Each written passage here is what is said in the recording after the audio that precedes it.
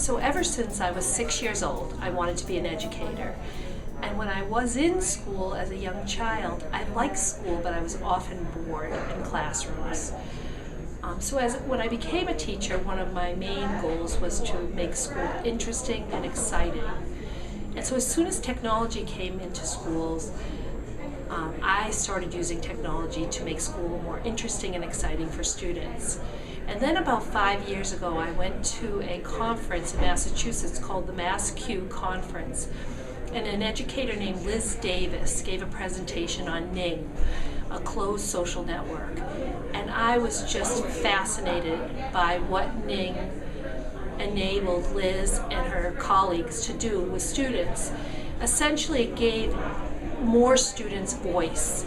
And that's always been an issue for teachers, is that we're in these classrooms with many children and we can't get to everybody, and not everybody gets a turn to speak up, and so voices are lost. And all of a sudden with Ning, voices were open. With Ning, more students had voice, and more students started talking to each other, and conversations became richer.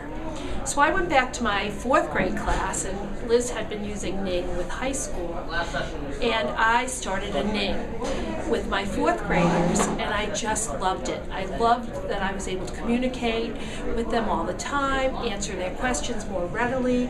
Quieter students felt more comfortable sharing. It gave children the chance to share with images, with video, with conversation, with short text, with links. So it really broadened our classroom conversation. Then last year, I guess it was, I went to the MassQ again, or maybe 2 years now, and everybody was talking about Twitter, and I just signed on.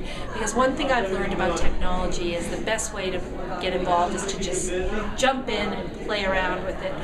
So then I started using Twitter, and I was very shy at first, but many educators on Twitter sort of welcomed me in, and I joined Larry Flagg's challenge for 30 days of blogging, and so I became a blogger too. And what Twitter and blogging has done for me is it really has broadened my ability to learn.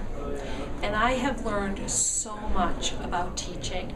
I debate weekly with hundreds of educators about ideas, about processes, and then I bring those ideas right back into my classroom and use them. And my ability to reach children now has just become exponential. I can do a much, much, much better job.